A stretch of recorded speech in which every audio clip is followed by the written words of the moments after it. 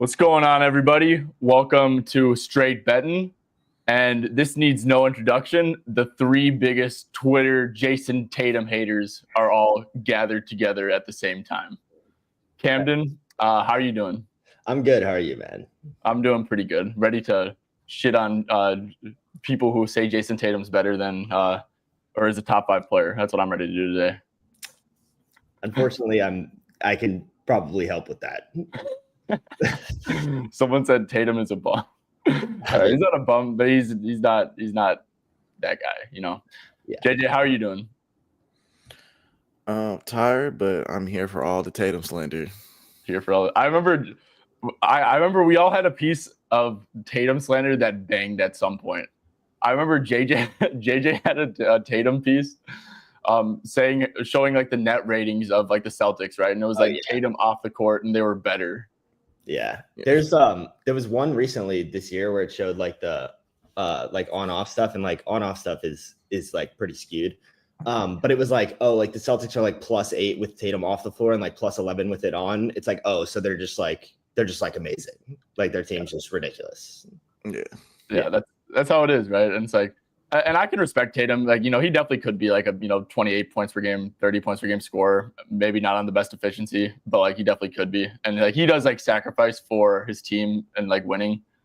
But I don't know, man. Just late game Tatum isolation seems to never go well. I think my revised like Tatum take is I do respect the fact that like he is a jack of all trades. Like he plays center on defense, point guard on offense. Like he can do a bunch of things, but like this idea that he is like sacrificing usage for them to win is like not true. Like he literally takes like the top 10 most field goal attempts per game in the league. So it's like, is he really sacrificing or is he just kind of missing? And like, he takes some of the worst shots too. Yeah, I mean he has bad shots. Me off the most.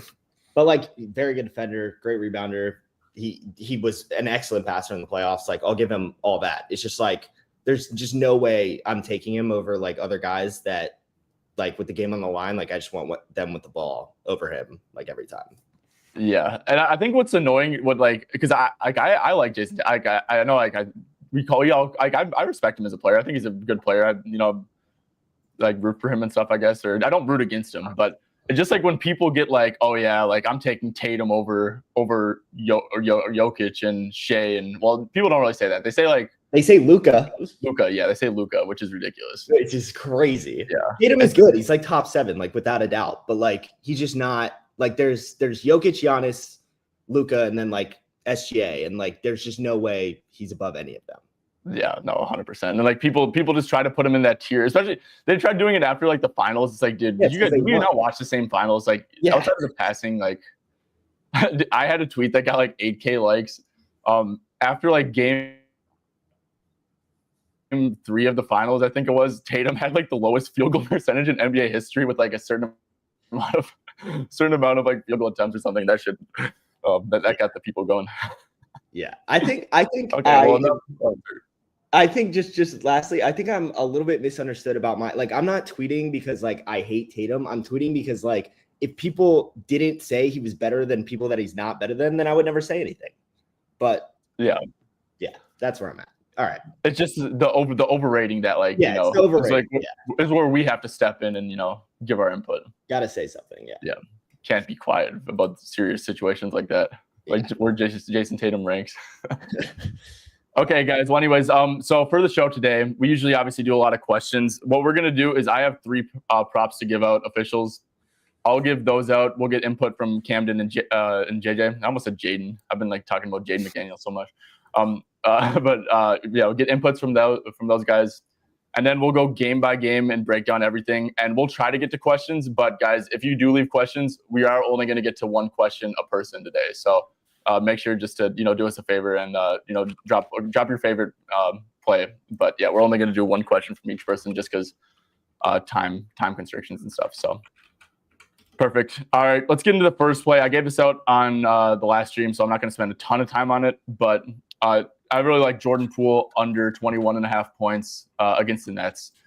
And basically, guys, this is a pretty square reasoning, right? But you go to, and it moved on FanDuel, but let's see, still up on like Builder. 365, ESPN, Caesars, and stuff like that. So, yeah, under in like 27 out of 49 games. We just know the Nets, right? I mean, they're super aggressive against the pick and roll handler. Pretty much every rep they blitz. So, I mean, that's just terrible if you're reliant on scoring that way. And the last thing I want to add, like I said, we're just going to keep it short, but against the Bucks, when they had like Chris Middleton and Smart, he did only play 31 minutes in like a hyper competitive game.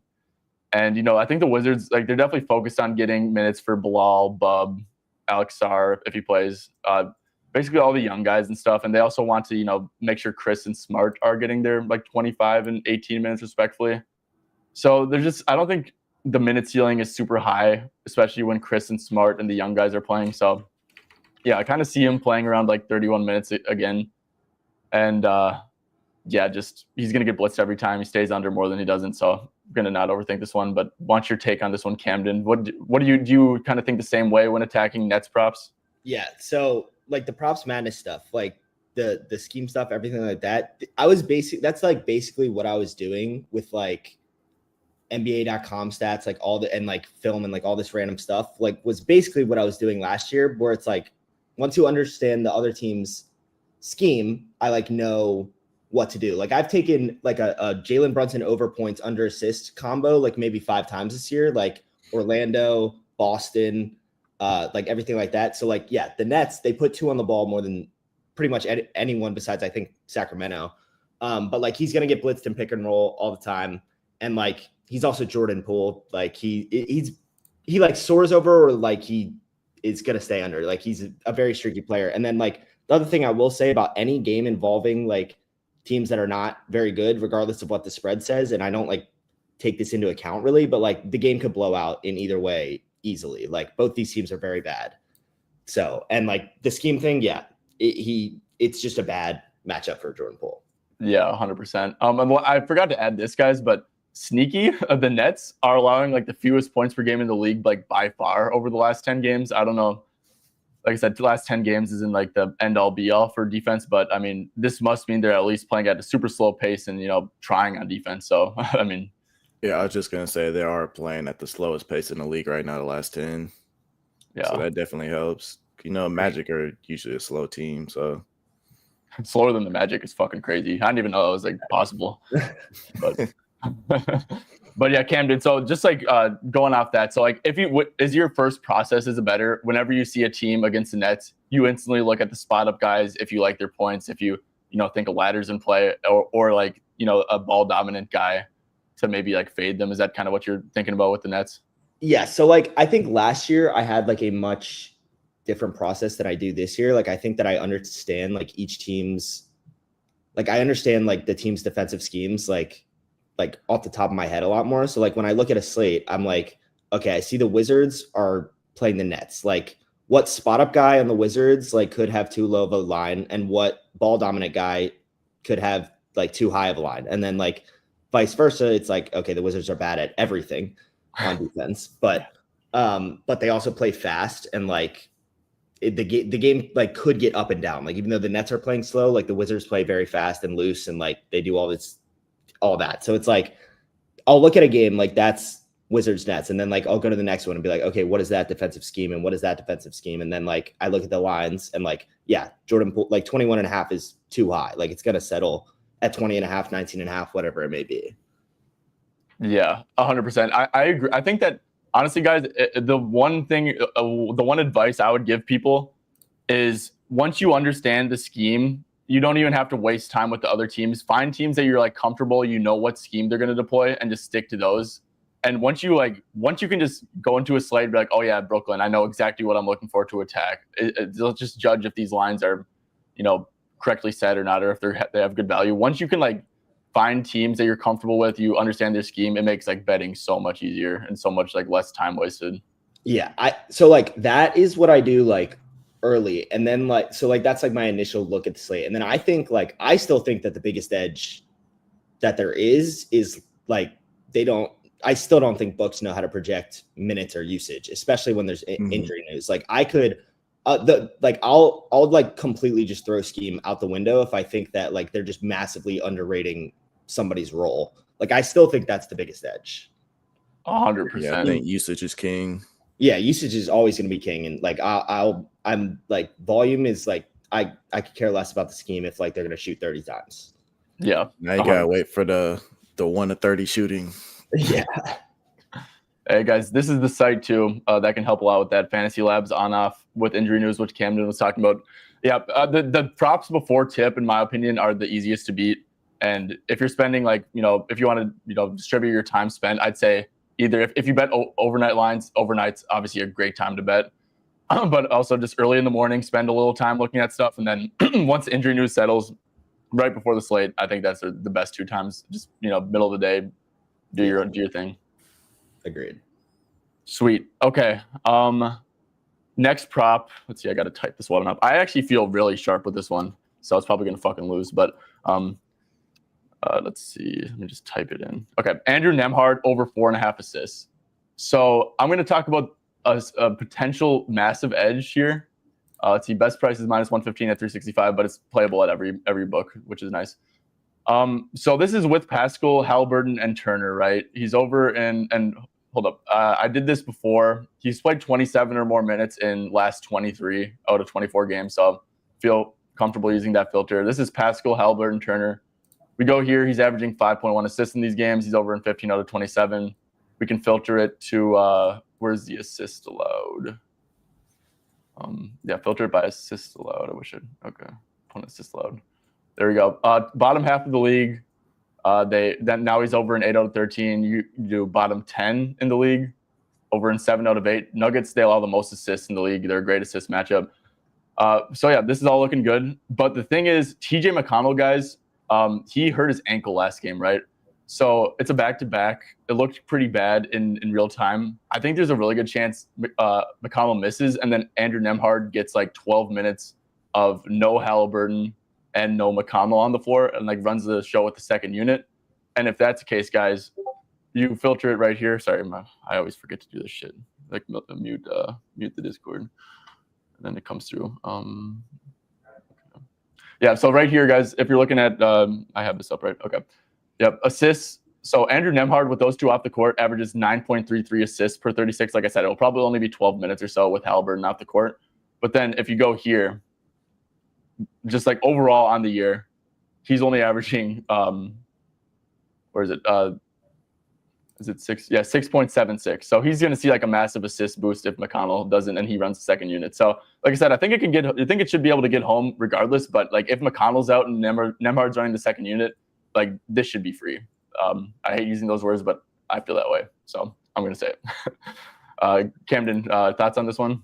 So first of all, I think everything that you said is correct. So like I did this the other day with like Miles Bridges, like LaMelo, and he went way over, but I took like under 25.5, and it was like it was second game back from All-Star break. Like the Hornets were on a back-to-back, and everyone was like, oh, LaMelo and Mark are going to sit, and they did. But like I thought that there was a realistic chance that they wouldn't do that, and it was obviously already pricing them out. Like Miles Bridges is never going to have a 25.5 line, like with both of them playing. So it's like, okay. And then he was in a matchup with a 16-point spread that like I thought even if they did rest, and they did, that he could still go under, and he obviously didn't. But it's like the same thing that you're talking about with Nembhard and McConnell. You have it's like a prop that like, okay, if McConnell isn't out, like you're probably getting like roughly like fair value. But like if McConnell is out, you're getting a massive edge. So why would you not bet a coin flip that is like currently 50-50, but has a chance of being like 70-30? Yes. Like you're like, that's edge. Like even if McConnell like does play, the process of like betting it as if he would be out because you have this piece of information that they're like not factoring in is still worth betting something that like maybe isn't like a huge edge if he does play. Yeah. It's like seeing Garland not participating in shoot around yesterday, exactly. And then betting Donovan Mitchell assists. Exactly. It's the same concept. Like and especially like as books get sharper and sharper, like it's so much harder now than it was like 2 years ago. That's the sort of like chances that like you need to take. Yeah. Yeah. Like it would be a problem if like I was betting this right now and it would have like a 40-60 chance of winning, but like the books aren't going to account for TJ McConnell and like oh, Andrew Nembhard will slot in and run the second unit. And they're not factoring in that. So it's like, yeah, this is like 50-50 right now. And then if even honestly, if McConnell gets ruled out, I feel like Nembhard's line might just get like juiced here, right? Like I don't even know if it would move to 5.5, and that would be a sneaky edge or like a huge edge in my opinion too. Yeah, that's the other thing I was gonna say. Like, I don't think that McConnell at like a 4.5, like minus 115 line, like I don't think that they're factoring in McConnell being even questionable like at all. Yeah, like I think that's the other thing you have to understand. Like, if a book is like already factoring it or not. It was like the Miles Bridges one. Like his line is never going to be 25.5. Like if LaMelo and Mark are in. So I was like, okay, they're giving me a chance to, like, they're already saying that they're 100% out, and they ended up being out. But I thought that there was a very real chance that they weren't going to be out. So like, I'll take that chance like any day of the week. Yeah, 100%. At the end of the day, it's like just about getting value, right? Yeah. And if setting yourself in a position, thinking through logically for a chance to get value. Sometimes it might screw you over, right? Yeah, but 100%. You got to take that risk sometimes. So, yeah. JJ, do you have any take on this? Yeah, I mean, I feel like you kind of nailed it on the head. Like the potential is all there. Like, and then like even if he doesn't sit out, like the hit rate is good for like everything he matched up with. If you think Miles Turner and Siakam is going to score, that's going to be huge for his assists because that's where most of his assists go as well, which I think Miles Turner can definitely do some scoring here. So I like it. Oh, 100%. I think that's like something we should maybe get to like later. I think Miles Turner is in a great spot because I've bet on Miles Turner before against the Spurs, and he literally matched Wemby's minutes. So yeah, I've do. Noticed. Yeah, that's another thing. Like like books are making lines off like a script, like off projections. They're not taking into account that like, okay, when Indiana plays against like really big centers, like they don't have a backup center. So like Miles Turner's minutes can like skyrocket. And that's why I like to take into account rotations. Yeah. Yeah, 100%. So look, I'm sure we'll get to it more in depth, but 22.5 PRA, I feel like that is a very good look off the top of the head. Cool. All right, third and final play. Like I said, I already talked about this with Camden. I feel like this is actually like a god-awful line. Let me quick. I don't know what the exact price is going to be, but I'm typing it up. I should have done this before. Yabusele of the Sixers over 1.5 threes against Vucevic and his slow feet of the Bulls.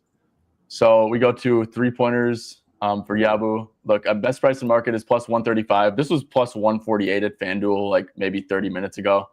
Obviously, guys, I honestly think this should be like minus 145. Like maybe I'm wrong there.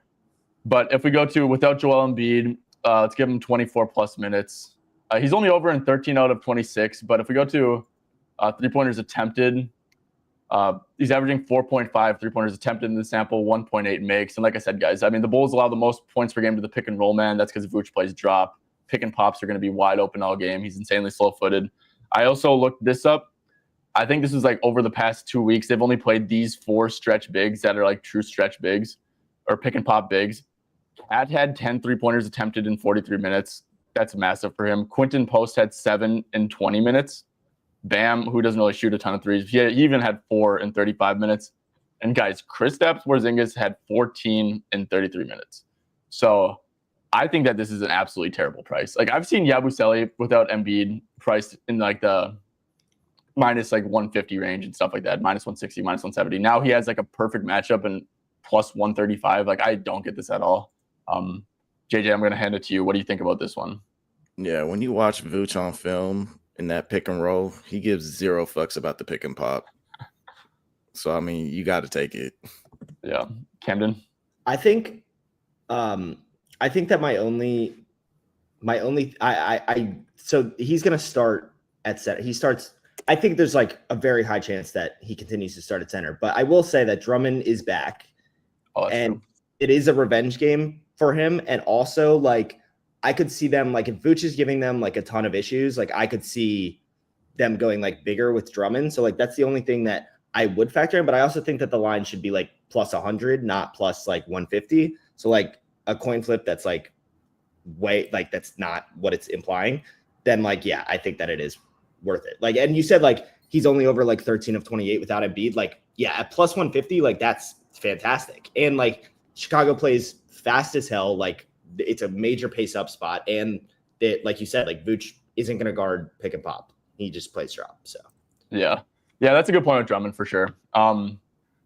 Look, Drummond, I looked at Drummond a little bit, and I'm just going to quick pull it up. He's kind of been like, he's barely been playing recently, and I think he's been healthy.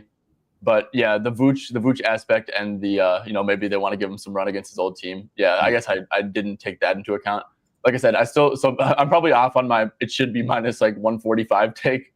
But like you're plus 100, it still gives it like pretty good value for sure. Yeah, absolutely. So yeah, and also guys, if there's like a ladder spot, like I think that this is a great like 3+. 3+ was plus 460 on FanDuel. I think that's definitely worth the sprinkle. So that's actually something I wanted to talk about. So like people are like, oh, like when do you take a straight versus like when do you take ladders? And like I said, I used to take ladders like a lot more last year, and I think the odds have gotten significantly worse. But like the other day in like my boost, which like Darius Garland sold, but like it was like SAR, like I took SAR 3 threes, like I wasn't gonna take like over 1.5, because it's like when I look at bets like that are very niche, it's like, okay, it's like this random player that like doesn't really hit this prop very often at all, but because of the matchup, I think that there's a chance that his volume could go like way up. I'm gonna lower my risk by like skipping like the initial line, and I'm just gonna take an alternate line, because if I'm right, then like I'm really going to be right. And if I'm wrong, then like I lowered my risk to where like, okay, I lose less for being wrong about the edge that I thought that I had. So like, let's say for some reason Drummond does start, then it's like, I would much rather have like half a unit on 3 Yabusele threes than like a full unit on 2 Yabusele threes, because if Drummond starts, the read is like kind of out the window. Yeah. Oh, it is. And like, he's not going to start, but like, if that were the case. No, 100%. And also I want to add too to that, with 3-point props, if you're betting on a dicey 3-point shooter and they miss their first 3 threes and they're wide open, like they're probably not even going to shoot it, right? They're not going to shoot. Yeah. Yeah. It's like threes are a big like confidence thing. It's like, oh, this dude hit his first threes, now he has 4 to shoot with, and he can miss all 4 and then he's done shooting. But it's like, oh, I've heard Draymond talk about this before, and he's like, yeah, like I know when I make my first 3, I got like 3 more to play with. And I feel like, I mean, when I played basketball, I kind of felt that way too. Yeah. And like if you're not like a regularly high volume 3-point shooter and you take like 3 and like you're just not, it's honestly a good example for this is Vucevic, who I take against like the Bucks, for example, every single time. If he misses like his first 3 wide open, I'm like, okay, he's like, it's over. Like it's like there's games where he'll shoot 9 against Brook Lopez and then games where he'll shoot like 4 against Brook Lopez. And you look at the games where he shot 4 and it's like, oh, he missed 2 in the first quarter wide open, missed another one in the second, and like, oh, he's just like, he's done shooting 3s, even if he's like still wide open. So it's like, yeah. Well, it's like those dudes will just start like rolling instead of popping too. 100%. Or they'll get like for Vooch, for example, like he'll pop and then he'll just go straight back into a dribble handoff instead of like even looking to shoot. So yeah, very good stuff there. That's like just knowing the game and knowing basketball, and that's like seriously a big way to be profitable long term at this stuff. Yeah.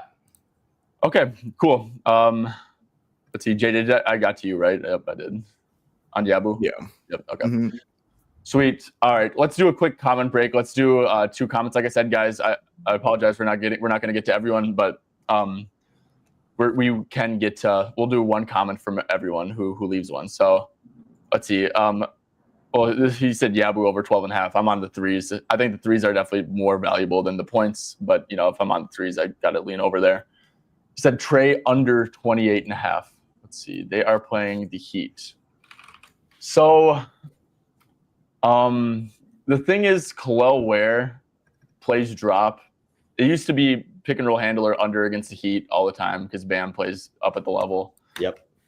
But I think it's a little bit risky with Khalil Ware being in there. And also a good little nugget that Liam said on the last stream was that Jovic got hurt at some point, and the next half he played like 20 minutes or something like that. So maybe that could open up more Ware minutes with the Jovic injury. They were playing the Bucks, so it kind of makes sense to go big. But yeah, I'd probably stay away. It is a high line. He has been back to Trae Young recently. Yeah, he's kind of torching. He shot like over 24 times in like 4 of his last 5 games. Yeah. I don't know. What's your guys' take on this one? On Trae under 28 and a half. So like the Heat thing used to be like a major thing for I mean, you nailed it for exactly what you said. Like Bam is like maybe the most switchable center in the NBA, but like he doesn't play center anymore. So like Trae Young is literally going to spam pick and roll with Capella, who Khalil Ware is probably going to be guarding, or Okongwu, sorry.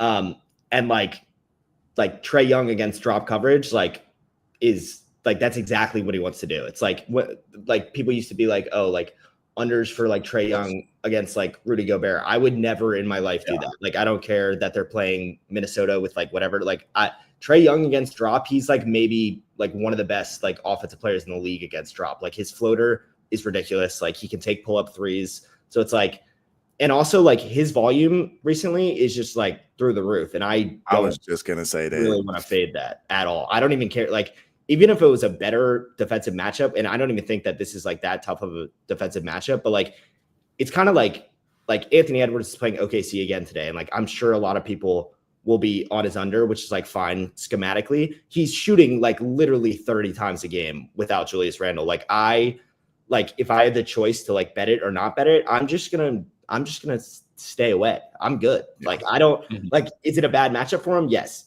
Do I want to watch him shoot 30 times and like maybe make half of them? Like not really. So like, yeah, that's the way I view it. If his volume's going to be this high, like it doesn't even matter who he's playing, in my opinion. Like I just don't want to fade him. Yeah. And it's also like the Ware drop thing. Like I would be okay fading it if it was like Ware, like, oh, Ware is sick and he's going to miss and now it's going to be Bam. I'd be like, yeah, fine. Yeah. But with the Ware aspect, I think it's just a complete stay away personally. Yeah. Okay. Uzi said, "What's up?" Yo, that's one of the original people that was like in my cord to start. That's my guy. Loyal. Yeah. Now he's made it straight betting. Camden Caps is my goat. Yes, sir. All right. What's up, Tommaso? Hope you're doing good. Let's see. Sabonis over points. So the thing is, Camden, this guy Tommaso, he's a beauty. But he lives in Italy and he has like the softest books of all time. So whatever the best price in market, just take like a point off it, and that's like what he's talking about basically. Yeah. Where is Sabonis? I'm actually a big fan of this though. Of Sabonis over points? Yeah. And I think that it is pretty widely available at 18.5. Because Nurkic is going to be starting at center. He's so fucking ass. And he's like obviously horrible, very slow-footed, and like the type of like I think Sabonis is like the type of guy that like gives Nurkic issues. Yeah.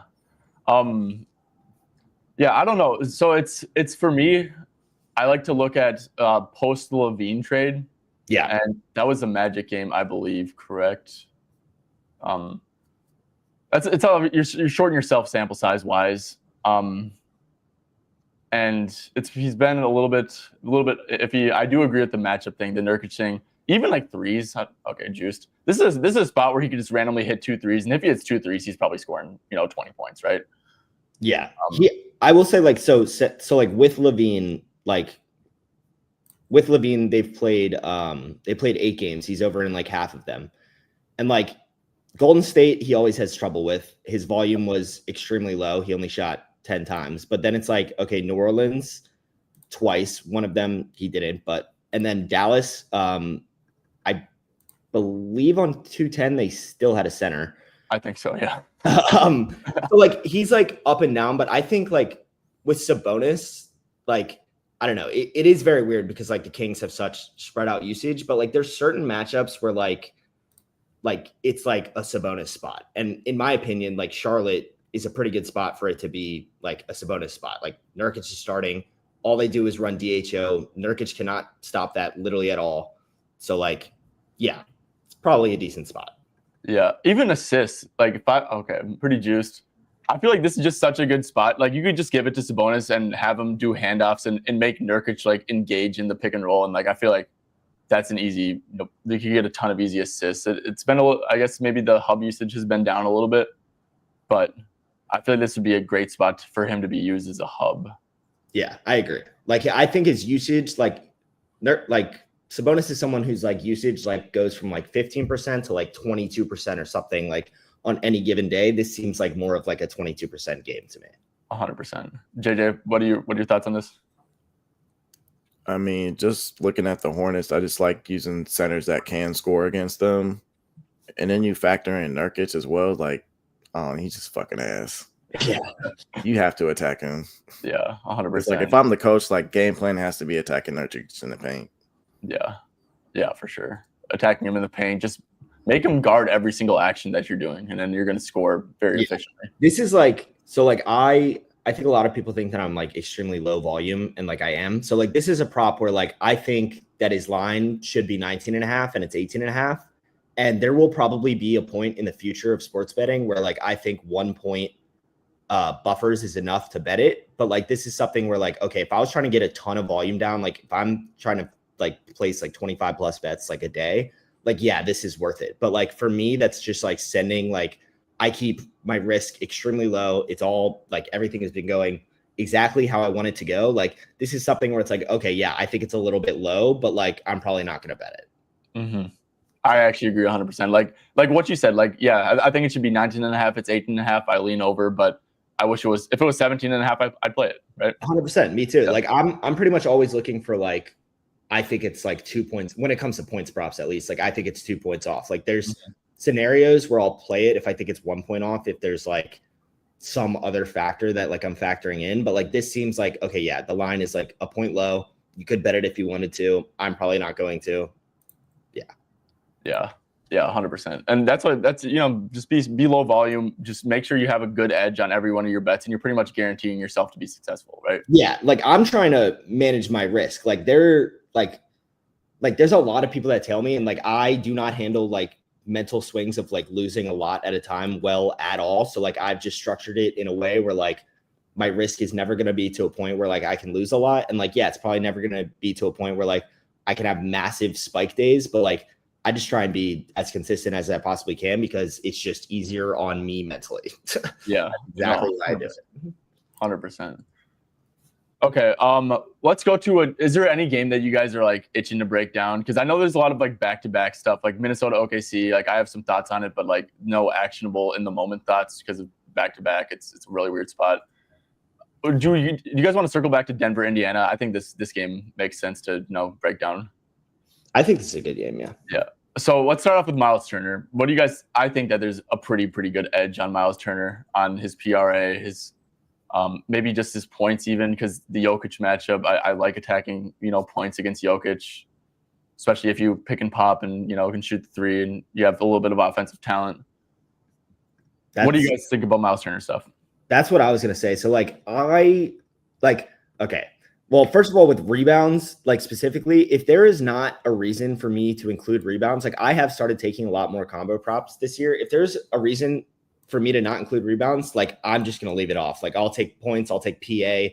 I don't want to take rebounds against Jokic because he's like very good at rebounding, obviously.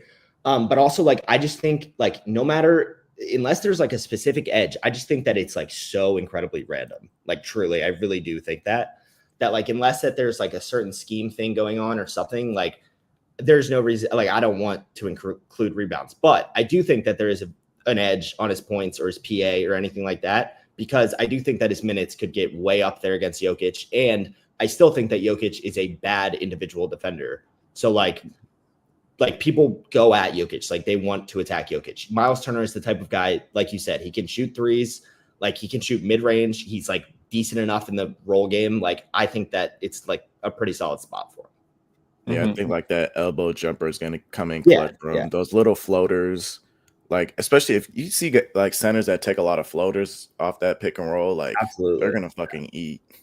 Oh yeah. Camden, I do want to quick ask you. You said like I agree, like Jokic rebounding matchup isn't good, but we talked about at the start how Turner, we've seen Indiana like match minutes with the centers. Yeah. A lot of the times when it's just like when you think it's a minutes edge, I always think it's best to combine everything, right?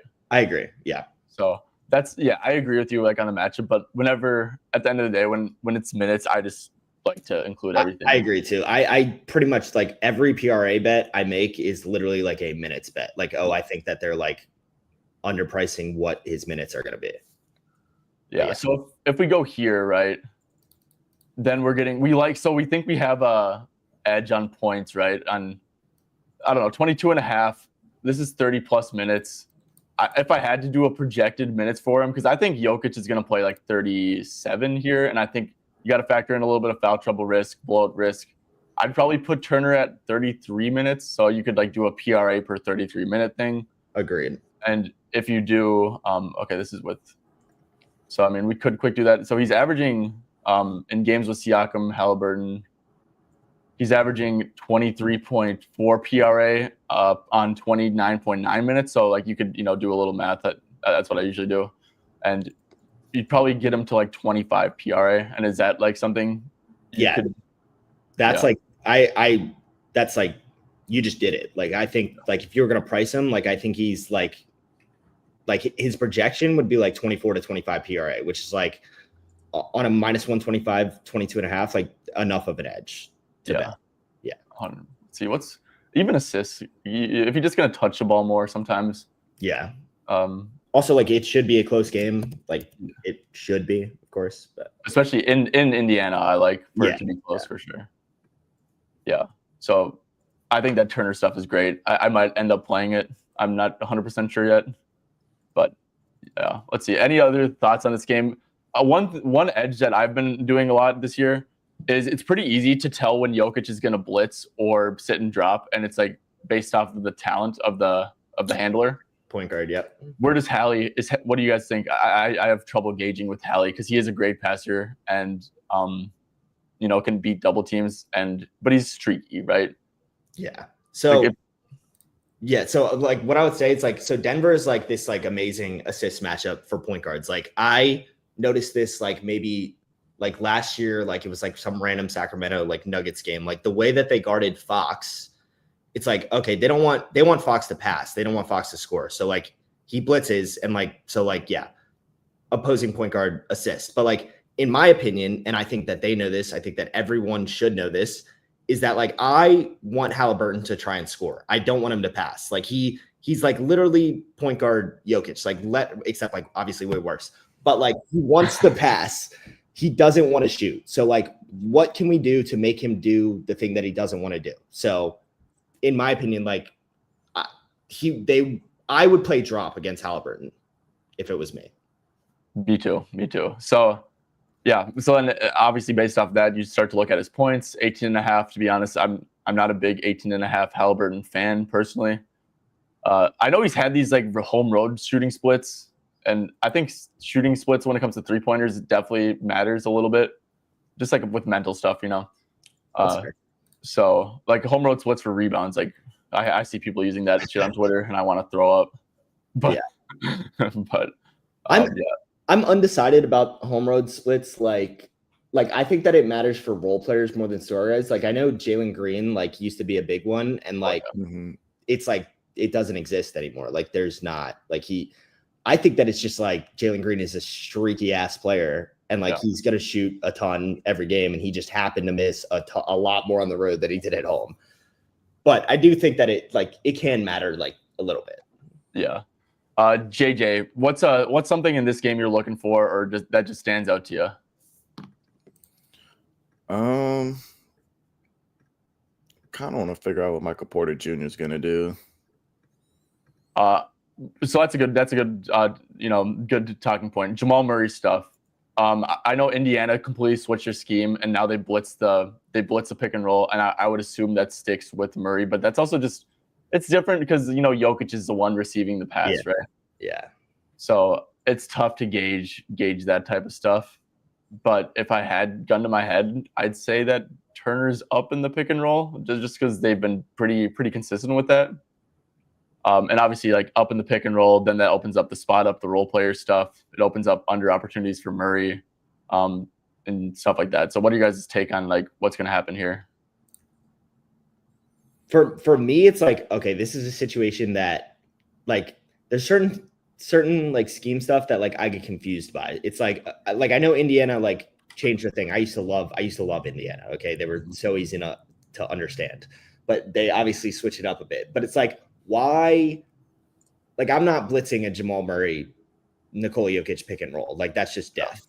But like, I don't know what they're gonna do. So it's like a situation where like I'm just like, if I'm confused, there's enough other games for me to figure out that like I'm just gonna stay away. For sure. Agreed. I haven't checked on my theory lately, but it was always like, because we see like right there, like they're good against the pull-up, right? But they struggle against guys that can get to the rim off drives, especially against that second unit. And I think Jamal Murray usually goes against that second unit at the top of the second quarter, right? Yep. Unless the rotation changed lately. No, yeah, I think you're right. So, I mean, he could do good there. But then it's like, all right, how is he going to do off the pull-up jumper? Because he does mix in a little bit of both. Yep. And then the hand, I think like handoffs is going to be key for his threes because he's been hitting his threes pretty well lately. Yeah. He's been good. I think it was what I saw the graphic the other day, like 58% the last 4. And then he hit, 5 threes last game? Yeah, 6? he's been cooking. Yeah, 6. Wow. 6 threes and had 19 points. Good job, Jamal. Yeah.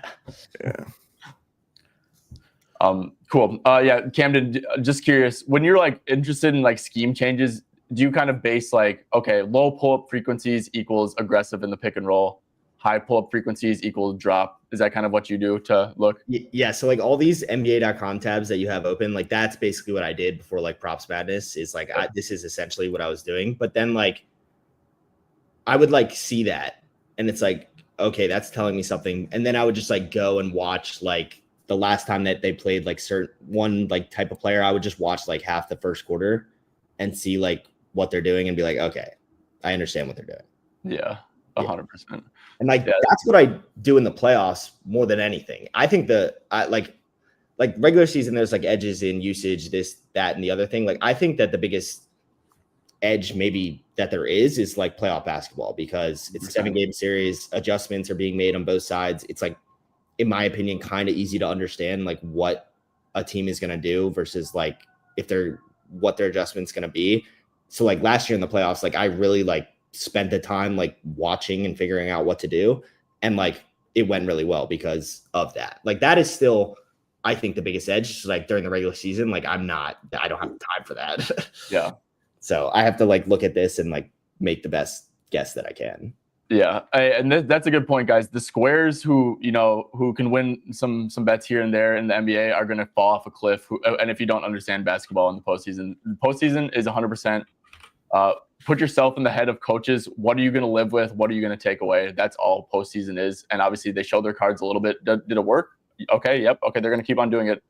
Oh, they made an adjustment. Now it's like you got to predict what the adjustment's going to be to, Yeah. You got to put yourself in the coach's head. And I feel like most people struggle with that who aren't really true savants of basketball, I guess. Yeah. I think like an example of that this year in the regular season, there was this random, like the Spurs were playing the Grizzlies like a couple months ago or something. And like Castle set his career high and he took 9 threes.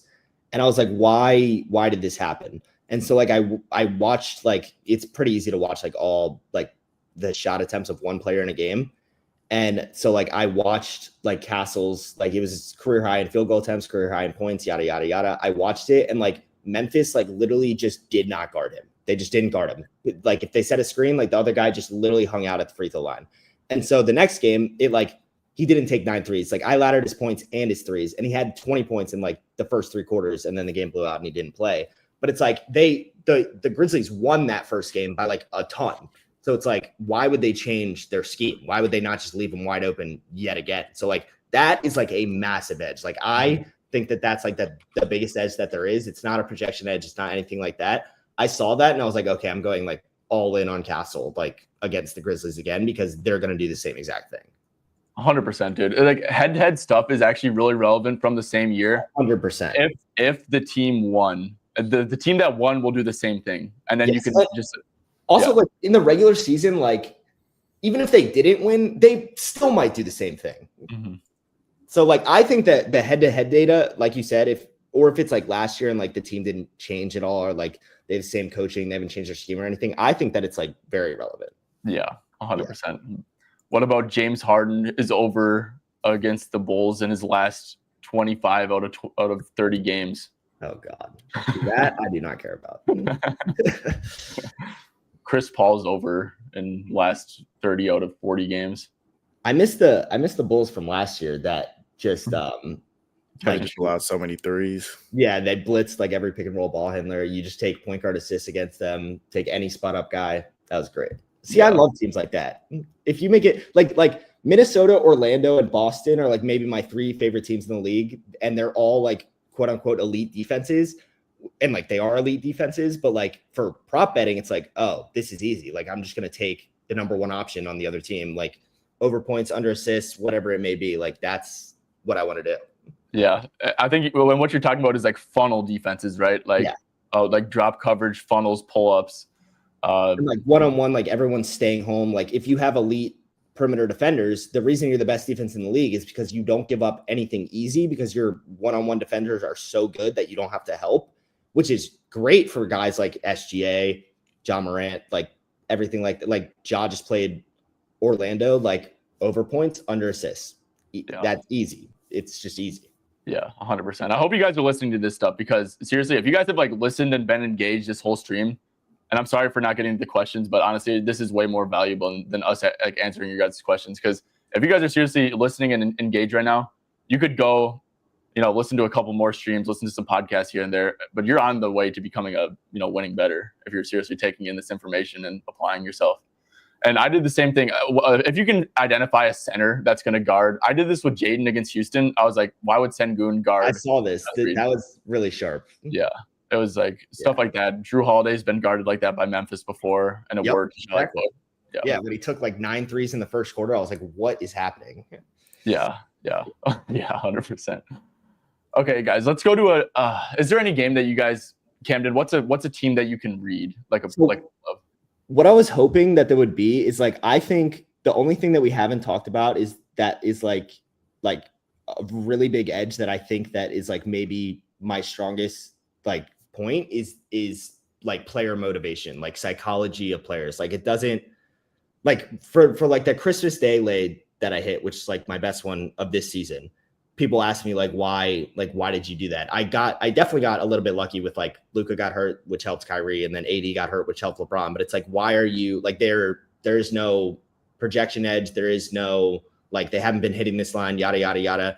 Okay. Well, LeBron and Steph are never going to play each other again on Christmas. It's a national TV game. Like everyone is tuned in. Kyrie, probably one of his last Christmas Day games. So it's like, and this especially pertains to like when it comes to the playoffs, like there are players, if you are coming off a bad game, I did this with Halliburton when everyone was like, why the hell are you betting on Halliburton points? He literally told us what he was going to do. You got to understand, like these guys are like insanely good players. I don't care that he shot like 4 for 18 last game. Like he's going to be aggressive. And like, if I know the volume's going to be there, like any game he can get it going. And then like, obviously like he went off. So it's like, understanding like player psychology, like it's a Monday, so like there's nothing like necessarily pertaining to this, but like national TV games, like for the Lakers Nuggets lay that I hit, like Luka hasn't gotten remotely close to 30 since being on the Lakers, but like he's facing Jokic. He is coming off like maybe one of the worst games he's had this entire season. He like I don't care about how he's been doing. I know what he's going to do. Like, I understand Luka. Like, he's a dog. Like, he's going to, like, bounce back. And it's like, that's, like, people can't, for some reason, like, can't understand that. I think that's, like, so incredibly overlooked. Like, I want the players that are playing bad. Like, that's exactly who I want to bet on.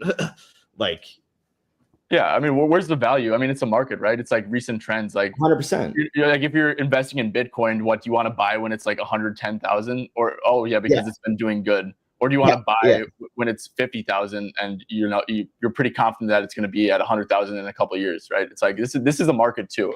And coming off bad games, people will be like, oh, I was super unaggressive, like the Halliburton thing. I was like passing up shots. People are going to be in my ear about it because I'm a max player. I'm a good player when I'm aggressive.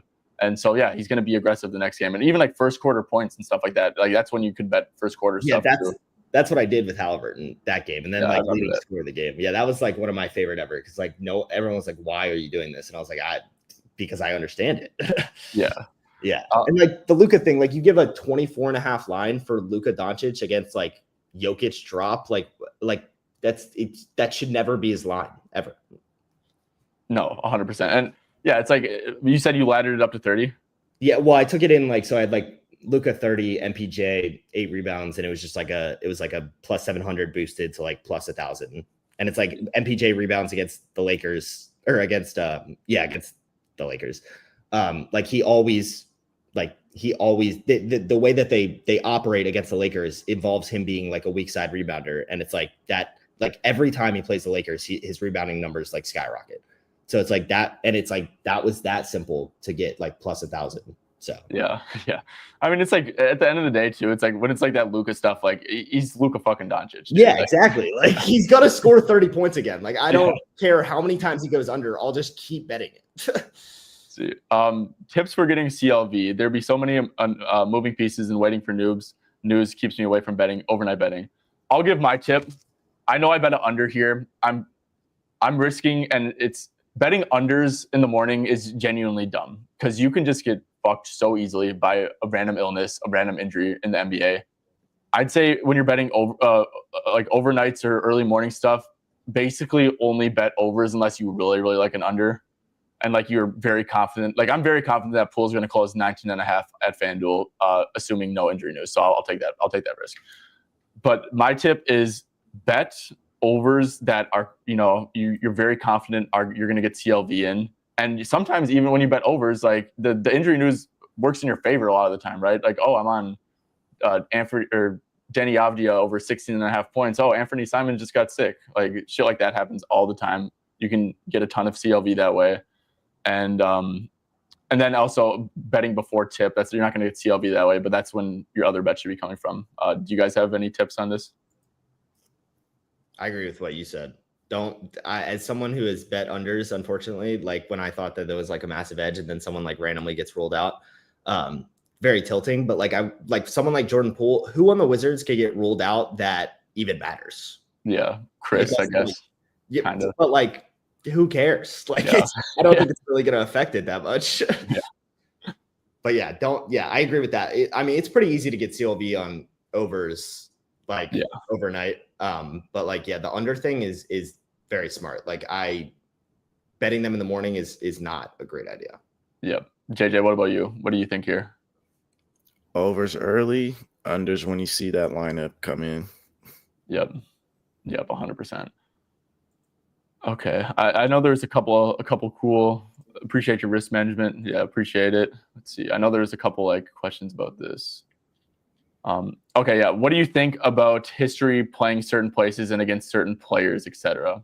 I 100% think that it matters. Like revenge games, I 100% believe in if it's a certain type of player. And then like playing in certain places, playing against certain players, like that is like 100% a real thing to me. Like maybe like, I think that's like, if you can identify the ones that actually matter, like maybe the biggest edge like that there is, period. Mm-hmm. I think the role players take it to heart the most. Yeah, that's fair. I think what you said, so J-Main says this because sometimes I give him shit because he says like, he says like, I don't know, like historical data against like this team, and it's just like a role player and stuff. But I think that what you said, you have to identify the players, and it's not going to be everyone. And you have to identify, okay, yeah, he had 25 in 2021 against them, and he's still doing that, or had 25, and he was crushing it in 2021 and 2022. Is this dude like a completely different player now? Is his role completely different? You have to be able to like identify that stuff. But yeah, I agree to an extent. Like for example, whenever the Lakers Warriors play, I know that game's gonna be close. I don't even think about taking an under. I just look for overs because I know that if you're gonna get your full minutes. So those games are always close. They're always on ESPN. They're Steph and LeBron when they match up. It's Steph and LeBron. Yeah, it's Steph and LeBron against each other on national TV. Like if there's a game for them to get up for, it's that game. Yep. Said playing in MSG. Yeah. That's the thing. CJ McCollum, like against the Kings, he hates them for passing on him in the draft. It's a real thing. He hates them. Jalen Green playing in Sacramento, his entire family goes to every game that he plays in Sacramento. Like there are certain ones that are 100% real. Yeah. Giddy in the Garden. I swear, it's real. Giddy's had one stinker in the Garden his whole career. I think every other games he's had like a triple double, like literally even like the most recent one. And then I bet on him earlier this year in the Garden, and he like didn't even come close to his PRA. And I was so mad at myself because I'm like, I literally just when you bet based off of narrative and like it doesn't work, you feel like an idiot. Jalen Green versus Cade is a good one. Jalen Green versus Cade. I mean, I hate each other. Ivy versus Mathurin, Donovan Mitchell against the Celtics. Him and like, I mean, that's a scheme thing, but it's also a narrative thing. Yeah, I think a lot of them are extremely like. I'm not going to bet it because the lines are inflated in a way to reflect it. But like, I would be shocked if Luka didn't try and score like literally 50 points against the Mavericks. Like, he's gonna chuck. Like, I think that it's next Tuesday, right? That's tomorrow. Oh, that's tomorrow. Yeah, he already has a line out on FanDuel. Honestly, he's had a line out literally since the trade. He 29.5 line he's had since the trade, which like projection wise is pretty horrible. Like his usage is not high enough to merit a 29.5 line, but they know, like they know people know what they're doing. He's scoring 30 points is a milestone number too. And I think milestone numbers are somewhat important sometimes for some players. He's scoring 30 tomorrow. Oh yeah, 100%. I'm not going to bet it because I think the line is bad, but he's going to. But you said he's going to do it, but There's stuff like that where like I can't, like if I like really strongly think that something's going to happen, but I still think that the line is priced efficiently, then I'll just, that's facts. Malik Beasley is my guy. But like, then I'll just like pass on it. Like, I think Luke over 29.5 might be the most bet player prop ever tomorrow. Yeah. Well, the thing, and everyone will probably fucking win though. Like that's probably. I just think like in any other matchup. So it's like you have to equate like what you think the narrative versus Dallas is in terms of points. He just had a 24.5 line against against Denver, and now he has a matchup against a much better defense, 5 points higher. So like, is 5 points enough for me to stay away from like his revenge game? Like for me, I think that it is. If his line was like 27.5, I would probably ladder him. Mm-hmm. But yeah, you could play this in reverse almost and be like, okay, this is a Luka game. I'm going to take LeBron's under because Luka's going to take 40 shots, or I'm going to take Reeves under. That's fair. Yeah, like that's a good way to think about it. Yeah, but he's scoring 30 tomorrow, and if you guys, I mean, guys, this is going to be the most fucking public play ever. So. I think 30's a solid milestone number. What do you think this closes at? 31.5, 32.5? Probably. It'll get like everything like these type of plays always like the day of people realize what's happening and then like just go crazy. What do you think about a Miles Thomas Bryant revenge game? Oh God. Like revenge. Was he even on the? He wasn't even ever on the Nuggets. He was Jokic's backup center, I think, last year. Mm-hmm. Oh yeah. This is a case where it does not matter. I don't think that Thomas Bryant is mad at the Nuggets for anything. You didn't believe in me. Now you guys are playing DeAndre Jordan over me. I'm way better than him. I guess his minutes will be against the DeAndre Jordan minutes. He probably could be pretty good points per minute in those minutes, I guess. Fair. But something. So here's something. So like. LaMelo Ball has a 24.5 line against like Sacramento, and Sacramento like will put 2 on the ball, maybe more than any team in the league. Mm-hmm. But like, I think I'm going to bet this like his over because I do not care. Like his volume without Brandon Miller is literally insane. If he's going to shoot 30 times, I don't care that he's getting double teamed the entire game. Like that is way too low. Like it's just because he will shoot against the double team. He doesn't give a fuck. LaMelo does not care like at all. Yeah, that was my edge in the Portland one. First of all, I thought that like Klingon was going to be in drop for like a decent chunk of the minutes. I bet his over 3s against Portland, so I'm kind of scarred from LaMelo stuff right now. Hey, short memory. Yeah, no, it's straight. Yeah, and like LaMelo is a guy like rule of thumb. It's like you're going to feel like an idiot if you he's going to get blitzed and you're still betting the over and it loses, right? but you're actually 100% right. Like LaMelo pretty much gets blitzed like every game because his teammates suck ass. And he's the only player on the team. Yeah. And 25 points is not a big ass. Someone actually asked that, and I told them I would stay away, but I think you're right on that. Like 24.5 is just too low for him in general. Look, if he shoots 10 for 25, then I'll just complain about the fact that he shot 10 for 25. It was still the right play. I don't care. Yeah, 25 shots. Like, yeah. I mean, if you shoot more times than your line is set up, this is like my Malik Beasley thing. Like if you take more shots than your points line, then I'm taking you. I don't care. Yeah. If you miss, then so be it. But 100%. And you got to know that I think once I became at peace with, I'm not at peace when I make a bad bet and I don't get the volume I want and it loses. But when I make a bet and it gets the volume that I want and it loses, like I'm happy with it, right? And what are you supposed to do? It's the right thing to do. Yeah. Once you can accept that, I think your mental clarity is just gets 10 times better. 100%. I couldn't agree more. Like as someone that like I've gone through the fucking roller coaster of emotion sports betting, I think I'm like at a much better place now than I was when I first started. Like you gotta, and it also helps that like I had good variance when I started in a way that like allowed me to get a following. And then it's like, okay, once you like, I feel like more secure in the fact that like the process matters like way more than the results do. Now that I'm here, like I know what I'm doing. People know that I know what I'm doing. It's just like, sometimes you're going to make good bets that lose. That's sports betting. That's like the way that it is. 100%. Okay. Well, is there anything else you guys want to talk about before we head out? We hit the hour mark. Honestly, guys, this was like, I was not expecting the episode to go like this, but I think this is probably the favorite episode we've ever done on Straight Betting. Because honestly, the whole point of live streaming is to help you guys become better bettors and help you guys actually win money during this stuff. And I don't think we've had we only gave out a couple props. We didn't really talk about much leans and stuff. But moving forward, if you guys seriously take what Camden's saying, because Camden just came in here and fucking dropped straight gems, like honestly, and you apply it, you will become a winning bettor. So I hope that you guys truly did learn stuff today.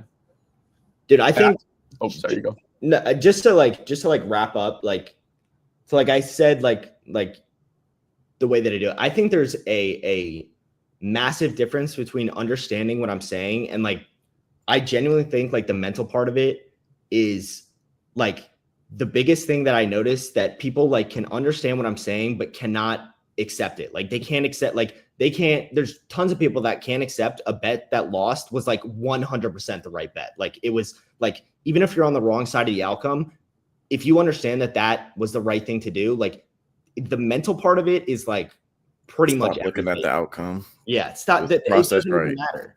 The outcome does not matter. Like it could not matter less. Like I don't care. As long as I'm making the best decision I can make, like over and over and over and over, it's like, you're going to win. It's like, and also you also might not win though. Like there is like, you could have like horrible variance, but like put yourself in a situation where like the odds are in your favor. Like everything is a range of outcomes. Okay. Put yourself in a situation where the odds are in your favor and just hope that you have some luck fall your way.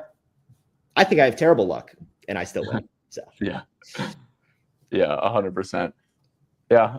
Like for example, like Liam Osbets, he had 100 unit season on just like straight bets last year. And, he was going through the fucking ringer with variance. And I could like kind of tell he was like, mentally that affects you, right? Especially when you're running a service. Like if you're a good person and you're losing, it's like you feel terrible about 100%. It. Right? And he turned it around. I'm proud of how he's been up 30 units over the past 3 weeks with straight bets and stuff. And he's just, it's like it's like the mental fortitude that he had that you're talking about to stick with your process. You have an edge and just keep on doing the same thing unless you don't have an edge, right? If you don't have an edge, then you need to stop that shit. But just stick with it and be process oriented. Look at how many shots they're taking. Okay, this should have been a winner most of the time. And yes, was this a bad read or was it a bad result? Mm-hmm. And like anyone that runs it, like I like run a service, but like anyone that actually cares, like it is going, like people are always asking me like, why the fuck do you complain so much on Twitter? It's because I actually care. Like I'm trying to win. And like when I do the right thing and it doesn't work out, and then I have people telling me that like it wasn't the right, like that weighs on you. And like I just wanna pour my emotion out on Twitter. Okay, leave me alone. I'm pissed off that he shot fucking 6 for 29. Okay, I just want to say that. So yeah. It's because you care. Yeah, if people are complaining on Twitter, it's because they care, right? And like, you might be annoying to the outside thing, but it's like at the end of the day, it's like they want to make you money, they want to make money themselves, and it's like it's passion, right? Also, guys, if you can tell, look, I don't like shitting on people, but some people you can tell don't have passion for this stuff. Yeah. And I would never tell anyone who has zero passion for this stuff and who can't actually break down the game the way we've been doing it today. Because you can look at all the numbers, and at the end of the day, it sounds corny. You need to know ball. Yeah, it definitely. The best better is a combination of like you understand numbers, you understand like the actual game of basketball, and you understand like how to react like to certain things. And also, I will say like anyone that doesn't complain about getting like cheated, I genuinely don't want to tell you, because you just like I want you to fucking complain, okay? Because if you're getting cheated, like that means that you at least care and that you know what you're doing and it's the right play, and you're just annoyed by the fact that the outcome is not what it should have been. Mm-hmm. So yeah, 100%. You're not complaining; it's a red flag, I swear. Yeah. All right, Camden, I'm gonna give you this shout out. Beat the books, guys. I mean, just listen to Camden fucking talk. This dude is one of the best, if not like a top 5 better, probably for props in the world, in my opinion. And I'm not just saying this because you're on the show. I mean, just the way you can elaborate on your edges and stuff like that. It's, you know your fucking shit and you're very good at what you do. So obviously all premium service are not created equal. Beat the books is 100% fucking legit and makes a lot of money for their clients. So if you do look for a premium service, I just want to say, go check them out. I appreciate that, especially because like we live in a world where like you get grouped in with everyone else and you're not doing the same thing that they are. It's just like not fair. I understand why people feel that way, but just like do your research, figure out if it's worth it to you, and like if it has people that like genuinely tried. Like I can the reason I came on is because like everyone, like both of you and everyone that you talk to, like are people that I respect in the space. So yeah, sweet. All right. I guess one last question, if you guys have time. EV betting plus capping. Capping is EV betting. People have a definition of EV betting. It's just a different process.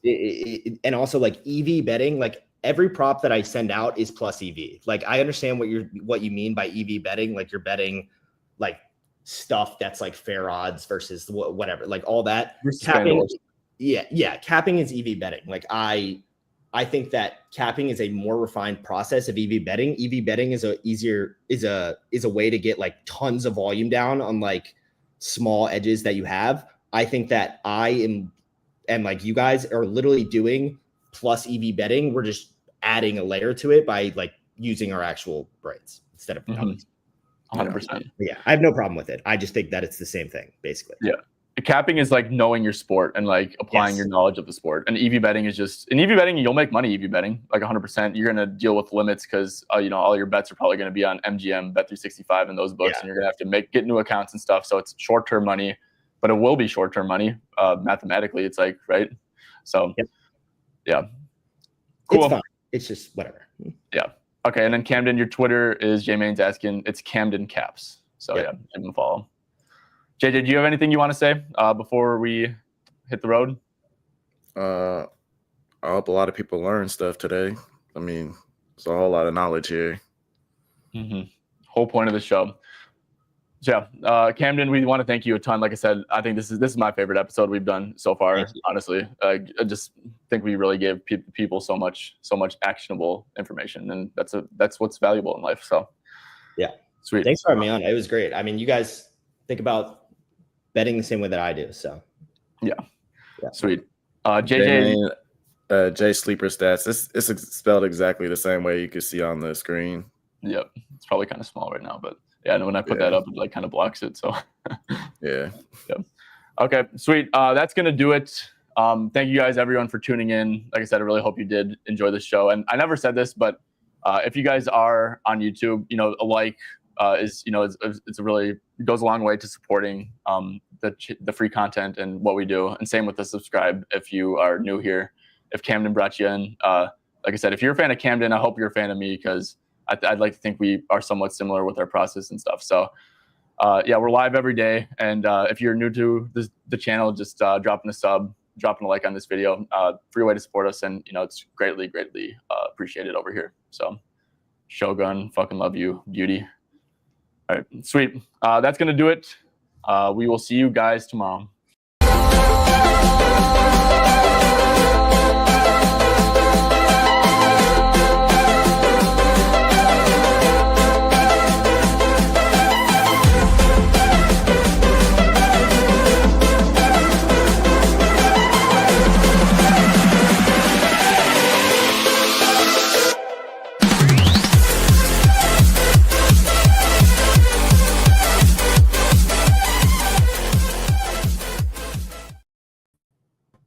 Stuff.